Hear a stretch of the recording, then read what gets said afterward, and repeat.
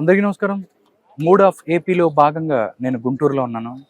గుంటూరుకు సంబంధించి మొత్తం 25 పార్లమెంటు స్థానాలకు సంబంధించి చాలా ప్రతిష్టాత్మకమైన పార్లమెంటు స్థానం గుంటూరు.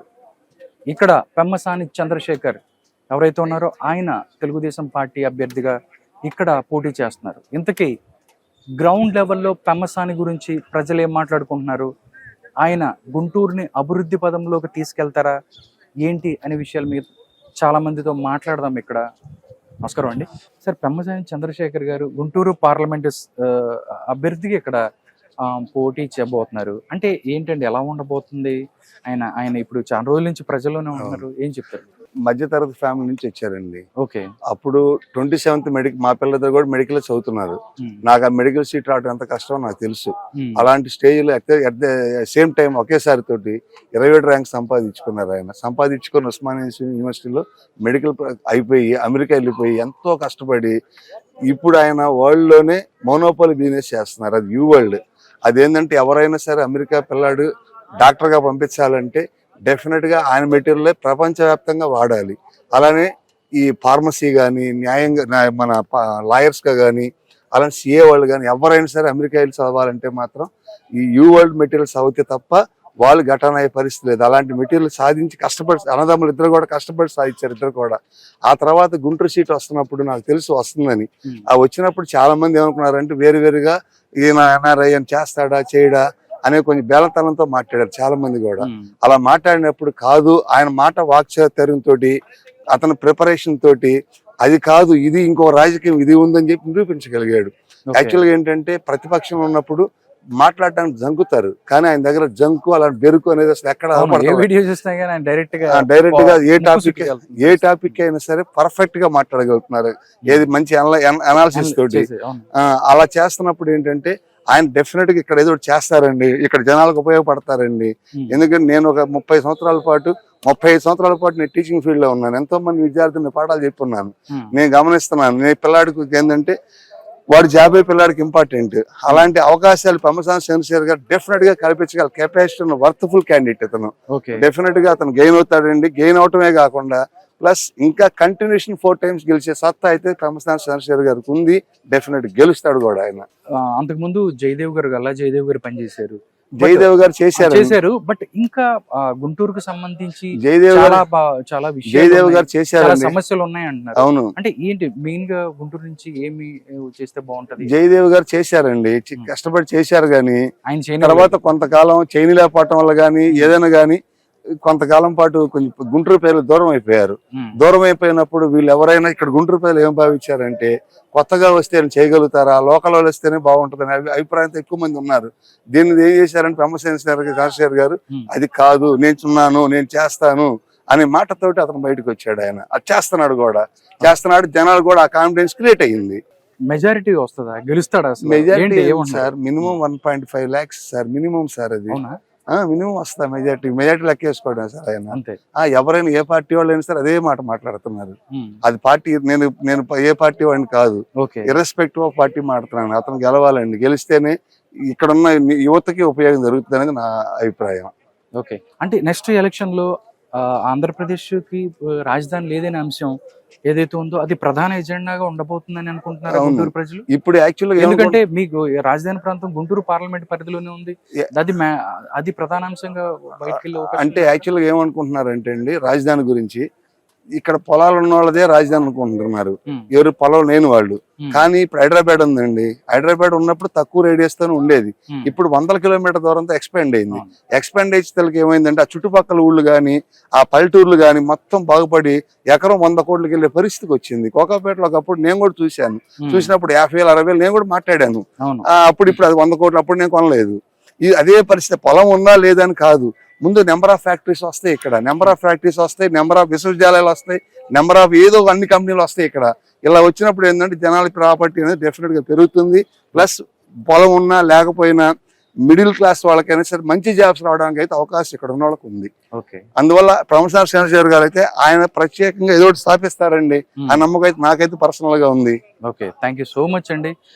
గుంటూరు డెవలప్ అవ్వాలని, అదేవిధంగా ఫ్యూచర్ లో ఆంధ్రప్రదేశ్ ప్రజలు సుఖంగా ఉండాలని కోరుకుంటాం. Thank you. థ్యాంక్ యూ అండి. నెక్స్ట్ ఇంకా చాలా మంది ఉన్నారు, వాళ్ళతో మాట్లాడదాం. పెమ్మసాని చంద్రశేఖర్ పార్లమెంట్ సభ్యుడిగా ఏ విధంగా ముందుకెళ్ళబోతున్నారు, ఎలాంటి పరిస్థితి ఉంది గ్రౌండ్ లెవెల్లో, గ్రౌండ్ రియాలిటీ ఏంటని తెలుసుకుందాం. నమస్కారం అండి. సార్ మీ పేరండి? రామకృష్ణ గారు. అంటే పెమ్మసాని గారు ఇక్కడ పార్లమెంట్ అభ్యర్థిగా టీడీపీ నుంచి వెళ్ళబోతున్నారు. ఆయన అభ్యర్థిత్వం పట్ల ప్రజలు ఏమనుకుంటున్నారు, ఏ విధంగా ఆయన గెలిచే అవకాశాలు ఉన్నాయా? ఆయన గెలుపు అవకాశాల కన్నా ఆయనకు వచ్చే మెజార్టీ మీద జనం చర్చించుకుంటున్నారు ఎక్కువగా.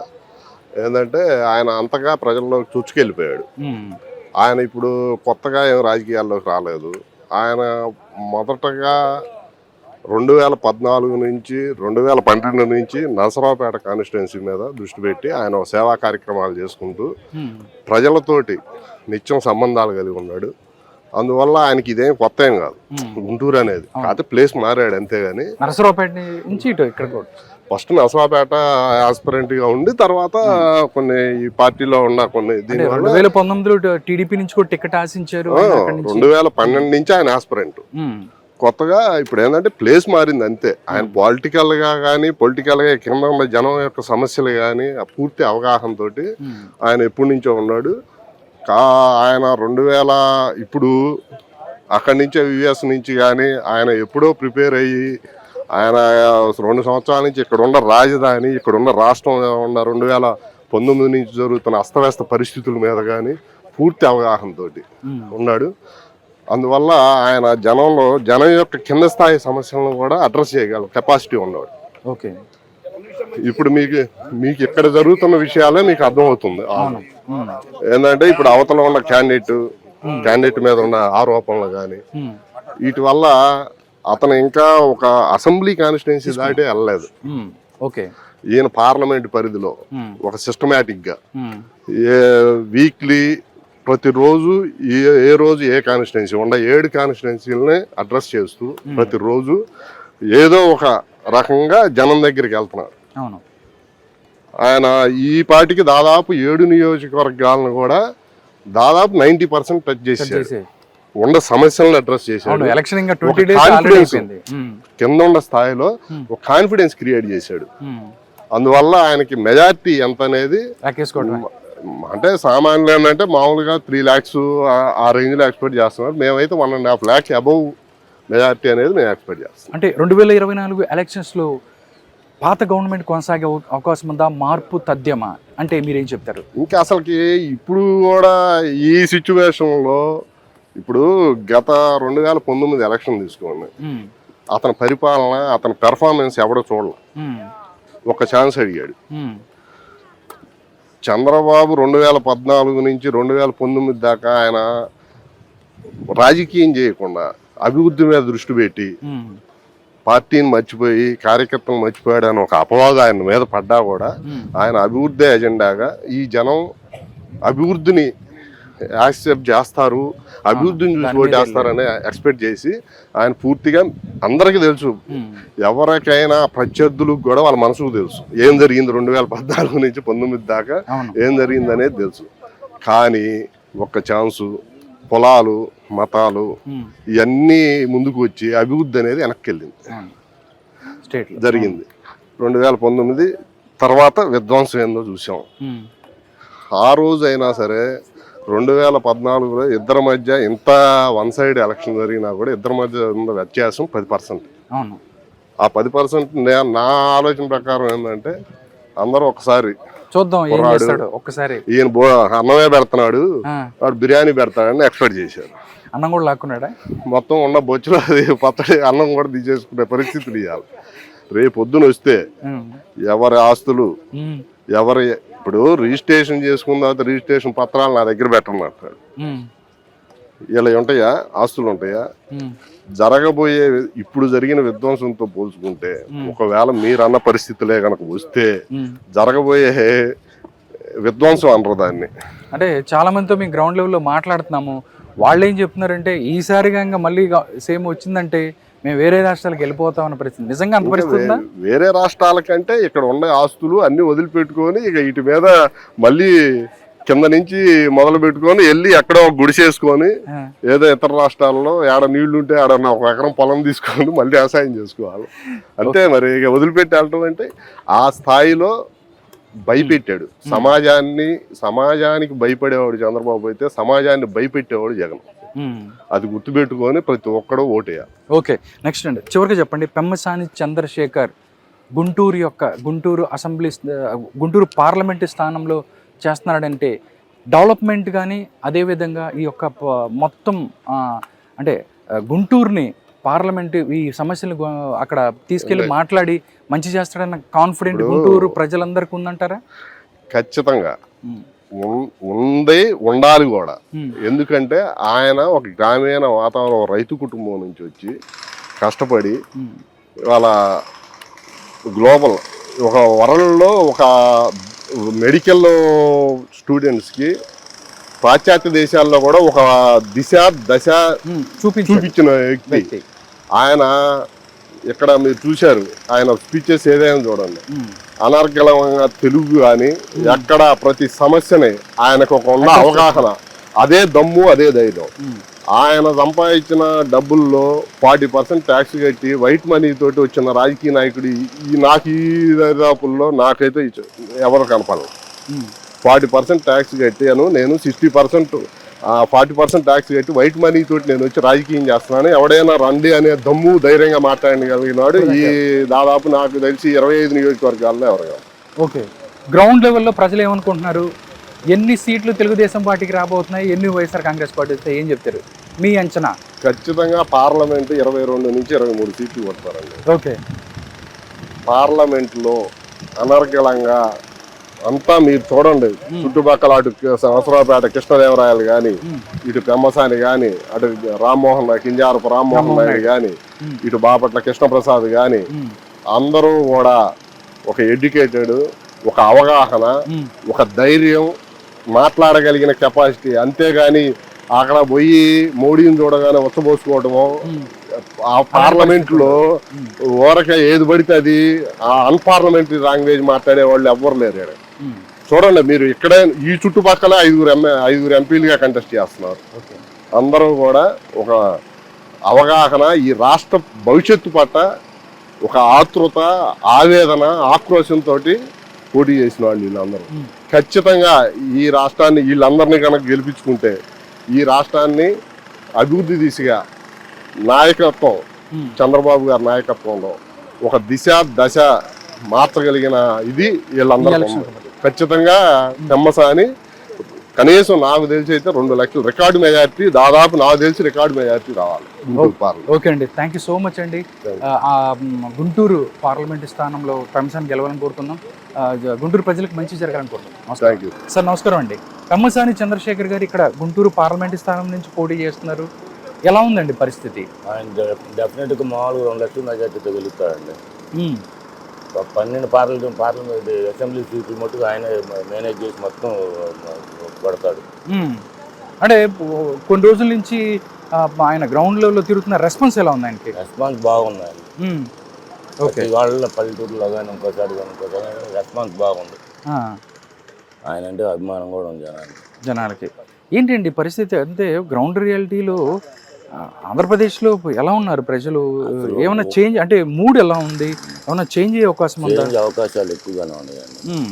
అంటే మెయిన్ కారణాలు ఏంటంటే ఏముంది, ఇంతకుముందు జగన్ ఉన్నాడు, ఎవరు రైతులు అనేవాళ్ళు ఎవరు సక్రంగా నీళ్ళు లేదు. నీళ్ళు ఇచ్చే టైంలో నీళ్ళు లేదు. అందరూ మామూలుగా లిఫ్ట్లు పెట్టుకొని ఇంజన్లు పెట్టుకొని వేసుకున్నారు. తర్వాత మళ్ళీ నీళ్ళు వచ్చి ఉపయోగం లేదు.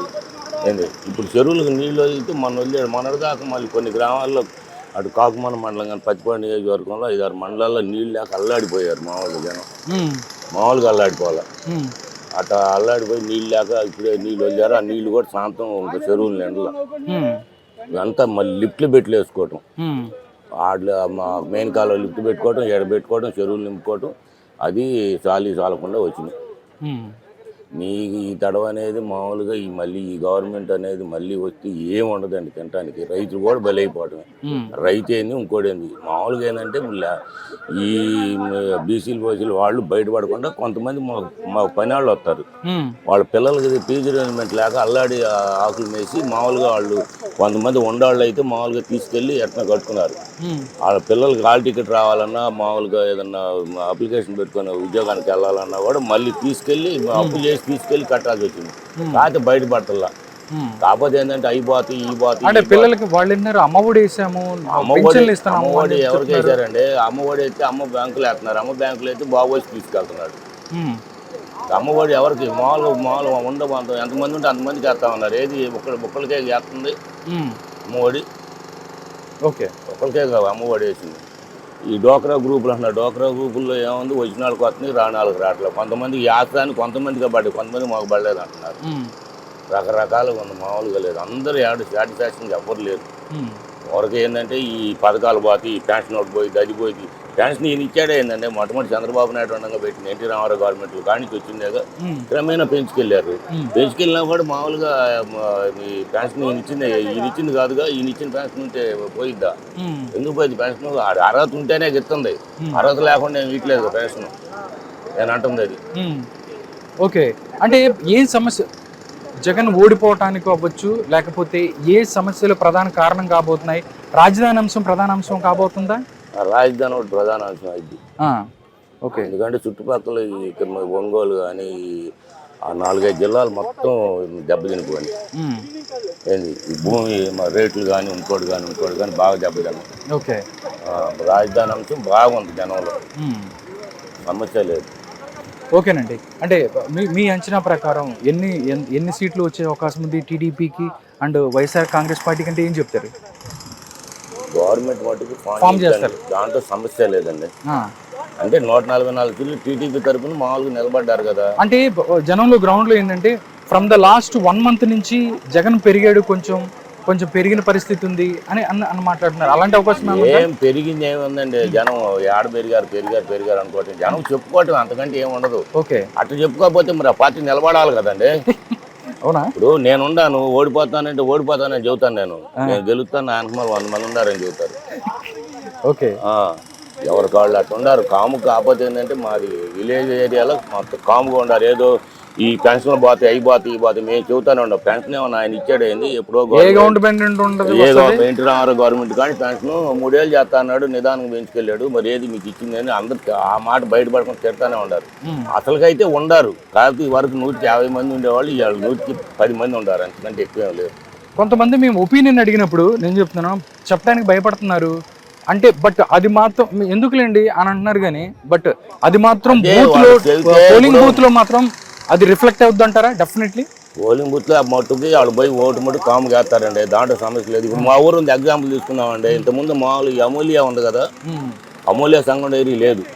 అమూల్య మామూలు జాగరమూడి సంఘం డైరీ ఉంది మాకు. అమూల్య మీరు వేమూరు నియోజకవర్గంలో ఉన్నారా? పత్తిపాడుది. ఓకే ఓకే, రామాంజనేయులు గారు అక్కడ నుంచి. మామూలుగా అసలు పత్తిపాడులో రోజు నా దగ్గర రోజు 100 మంది చేరుతున్నారు ఆయన సమక్షంలో. జాగ్రత్త కూడా మామూలుగా మామూలుగా బీసీలు ఎస్టీలు వాళ్ళు చేరుతున్నారు ఎక్కువగా. మేము దాంట్లో ఇది కంపల్సరీ మాకు మెసేజ్లు వస్తాయి, మెసేజ్లు చేరుతున్నారు పత్తిపాడులో భయంకరంగా. ఓకే, మరి మామూలుగా అమూల్య ఉందండి. ఇప్పుడు అమూల్యకి పాలు పొత్తిడి చేసేది, ఈ పెన్షన్ పోయిద్దాం, ఆసరా పోయిద్దాం అని చెప్పి ఊరకు ఒత్తిడి చేస్తాడు. వాడు 5 లీటర్లు పోతాడు. మామూలుగా 5 లీటర్లు పోతే ఆడేం చేస్తున్నాడు, 2 లీటర్లే పోతున్నాడు. ఆడు అవుట్ సేల్ లేదు అసలు. ఏంది వాడికి డబ్బులు ఇవ్వాలంటే సంఘం డైరీ వాళ్ళు వీళ్ళకి అవుట్ సేల్ ఉంటుంది. సంఘం డైరీ వాళ్ళు మామూలుగా డబ్బులు మామూలుగా ఇప్పుడు 1000 రూపాయలు అవసరం అంటే గబాలను పిల్లలు లేవలేదని ఇంకోటని గబాలను ఇస్తారు, అడ్వాన్స్లు ఇస్తారు. వాడు ఇట్లా బ్యాంకులు వేస్తాడు. బ్యాంకులు వేసేది ఎప్పుడు, వచ్చేది ఎప్పుడు, పెట్టేది ఎప్పుడు? సార్ 2024 ఎలక్షన్స్లో గుంటూరు నుంచి పెమ్మసాని చంద్రశేఖర్ తెలుగుదేశం పార్టీ అభ్యర్థిగా ఆయన వస్తున్నారు. ఫస్ట్ ఆయన ఎలా ఉందండి? ఆయనకి ఎలా ఉంది పరిస్థితి అంటే ఏం చెప్తారు? ఆయనకి గెలిచే అవకాశాలు ఎక్కువ ఉన్నాయి ఇక్కడ. ఎందుకంటే అన్ని రకాలుగా ఫైనాన్స్ కానీ, గ్రూప్ చేయడం కానీ, జనాలు చేయడం, అందుకు మెయిన్ ఫస్ట్ పాయింట్ అంటే తెలుగుదేశానికి ఇక్కడ గుంటూరు లోకల్లో అవకాశం ఉంది. లాస్ట్ ఎలక్షన్స్కి అంత టఫ్ అప్పుడే ఇక్కడ తెలుగుదేశం వచ్చింది. ఇక్కడ గుంటూరు ఏది అంత టఫ్ ఉన్నప్పుడే లాస్ట్ ఎలక్షన్స్కి. మరి ఇప్పుడు ఎలక్షన్స్కి గవర్నమెంట్ మీద నెగిటివ్ ఎక్కువ ఉంది. మరి అలాంటప్పుడు ఇతన్ని గెలిచే అవకాశాలు ఎక్కువ ఉన్నాయి. తర్వాత అపోజిషన్ సమ్ పర్సన్ ఎవరు ఉన్నారు, ఆయనకు పెద్ద ఎవరు తెలియదు ఇక్కడ. ఓకే, అది అపోజిషన్ అంటే ఆయన ఎవరైతే ఉన్నారో రోసయ్య, రోసయ్య గారు ఉన్నారు. ఆయన పెద్ద కిలారి రోసయ్య ఉన్నాడు. మరి అతని గురించి మనకు పెద్ద తెలియదు. ఇతనికి మటుకు గెలిచే అవకాశాలు ఎక్కువ ఉన్నాయి. కారణం ఏంటంటే తెలుగుదేశం కారణం కూడా బీజేపీ ప్లస్ ఉంది. ఇప్పుడు ఈ పార్లమెంట్ ఎలక్షన్ కదా ఇది. రేపు మళ్ళీ బిల్లులు పాస్ కావాలన్నా, లోక్సభలో 3/4 రావాలన్నా కంపల్సరీగా బీజేపీ క్యాండిడేట్స్ మొత్తం ఇక్కడ అతనికి వేస్తారు. తర్వాత ఆయన ఎన్ఆర్ఐ, ఆయన విద్యావంతుడు అని చెప్తున్నారు. గుంటూరు డెవలప్మెంట్ ఫ్యూచర్ లో అంటే ఆయన గుంటూరుకు ఉపయోగపడతారా? ఎవరు ఉపయోగపడరు సార్. గెలిచిన తర్వాత ఎవరు కనపడ్డు, ఎవరు కనపడరు గెలిచిన తర్వాత. ఇప్పుడైతే వచ్చి దండం పెడతారు. ప్రతి ఒక్కడికి వచ్చి దండం పెడతారు. తర్వాత మనం వెళ్తే మన మొహం కూడా చూడు, ఎవడు చూడు. 100% దాంట్లో. సరే ఏంటి సార్ వేవ్ ఎలా ఉంది? గవర్నమెంట్ మారుతుందా, లేకపోతే ఏదైనా వచ్చే అవకాశం ఉందా, లేకపోతే జగన్మోహన్ రెడ్డి మళ్ళీ గెలుస్తాడా అంటే ఏం చెప్తారు మీరు? ఇప్పుడు సిటీలో అయితేనేమో 95% తెలుగుదేశం వస్తుంది. పల్లెలు అయితేనేమో, ఎందుకంటే ప్రతి ఒక్కరికి ఏదో విధంగా అంటే వచ్చిన వాళ్ళు, డబ్బులు వచ్చిన వాళ్ళకి మరి మామూలుగా ఎవరు కదా. ఇప్పుడు ఇతను చేసేది ఏంటంటే గవర్నమెంట్ డబ్బు ఓట్లు కొంటుండు ఇండైరెక్ట్గా. గవర్నమెంట్ డబ్బే కదా అంతా. ఇప్పుడు మనం ఇచ్చేపోతే గవర్నమెంట్ డబ్బే కదా, అదే కదా. గవర్నమెంట్ డబ్బు ఓటు పర్చేజ్ చేస్తుండు. వీళ్ళకి అవకాశం లేదు పల్లెల్లో. అందుకని అదొకటను. అసలు మెయిన్ పాయింట్ ఏంటంటే వాళ్ళు పట్టించుకున్న వాళ్ళు లేరు. గవర్నమెంట్ గవర్నమెంట్ పట్టించుకున్న వాళ్ళు లేరు. ఇప్పుడు అతను డబ్బులు ఇస్తుండు కదా, వాడికి ఎవరు గెలిస్తే వాళ్ళకేమి, డబ్బులు ఇచ్చేవాడు కావాలి వాళ్ళకి. ఎవరు గెలిస్తే వాళ్ళకేమి, అది డబ్బులు ఇచ్చేవాడు కావాలి.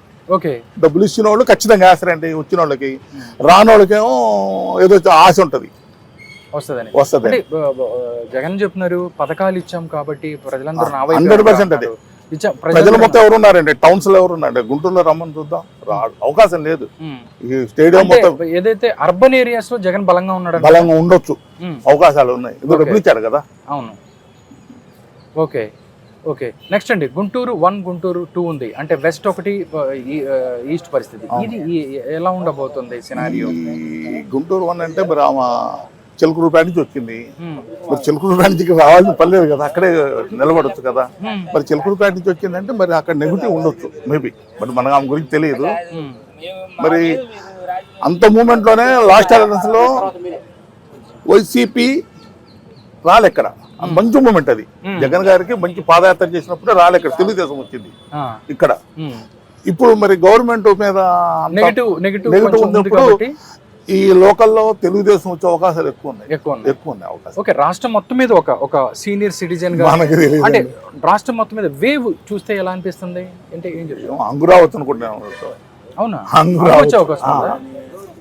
మేబీ మనకి మీరంటే 100 మంది. ఇప్పుడు దాకా నేను వచ్చిన విశ్లేషణలో ఒక డిఫరెంట్ విశ్లేషణ, అంటే వాళ్ళు వైసీపీనో లేకపోతే టీడీపీ ఏదో చెప్పారు. బట్ ఫస్ట్ టైం మీరు ఒక డిఫరెంట్ గా అన్నారు, అది హంగ్ అంటున్నారు. బట్ అది కూడా వచ్చే అవకాశం కూడా ఉండవచ్చు. ఎందుకంటే ఇప్పుడు ఈయన 8 రాయేశారన్నారు, మళ్ళీ మరుసటి రోజు 8 రాయేశారన్నారు. అసలు ఎవరికి అర్థం కావట్లే. ఇది వాళ్ళు వేసారు, వేయించుకున్నారు ఇద్దరు, వాళ్ళు కానీ వీళ్ళు కానీ. ఇదేదో చివరికి వెస్ట్ బెంగాల్లో ఆమె డోర్ తగిలి కుర్చీలో కూర్చొనేటప్పుడు వేవ్ వచ్చింది కదా ఆమెకి. అట్లా మళ్ళీ ఇంకా టైం ఉంది కదండి. ఆ టైంలో ఎవరు పొలిటికల్ అడ్వైజర్ ఉంటారు కదా, వాడు సహాయాన్ని పాటించవచ్చు. వీళ్ళు ఏదైనా చేయవచ్చు. అంత ఈజీగా మోసపోయే పరిస్థితిలో ఉన్నారంటారా మీరు? మోసపోరు కాదండి, వాళ్ళు చిన్నదానికి 100 చెప్తారు. బట్ అంత అవకాశం ఉందంటారా? ఇప్పుడు సార్, ఇప్పుడు ఆ పార్టీ వాళ్ళు వీళ్ళని గట్టి మాట్లాడతారు. నేను ఏ పార్టీకి సంబంధించిన కాదు, మనం ఏ పార్టీకి సంబంధించిన కాదు. కానీ సెంటర్లో నరేంద్ర మోడీ కావాలని కోరుకున్నాను నేను ఒకడిని. ఎందుకంటే ఈరోజు మన దేశ ఆర్థిక పరిస్థితి కానీ, ఇప్పుడు కాంగ్రెస్ అనేది రాకూడదు అసలు. ఎందుకంటే వాళ్ళు వస్తే, కాంగ్రెస్ వస్తే ఈ ఆర్టికల్ 370 ఇంప్లిమెంటేషన్ చేస్తూ ఉండరు. ఇంప్లిమెంటేషన్ చేస్తా ఉంటే మళ్ళీ మొదటికి వస్తుంది. ఓకే, రామ మందిర నిర్మాణం బీజేపీ రాజకీయంగానే వాడుకుందన్న సార్. అది నేను యాక్చువల్గా నేను నాస్తికుడిని. అసలు కానీ నేను దేవుడిని నమ్మను. కానీ ఈ వ్యవహారంలో 500 years నుంచి ఒక గొడవ వస్తుంది. దాన్ని ఇతను నరేంద్ర మోడీ గారు ఎలాంటి ఇబ్బంది లేకుండా సాల్వ్ చేశాడు. అది అతన్ని ఒప్పుకోవాలి.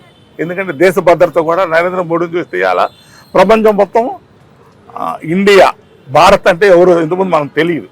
ఇంతకుముందు రామారావు గారు వచ్చిన తర్వాతనే మన ఆంధ్రప్రదేశ్ తెలుసు, లేకపోతే మనం ఏమంటారు మద్రాసి అన్నవాళ్ళు.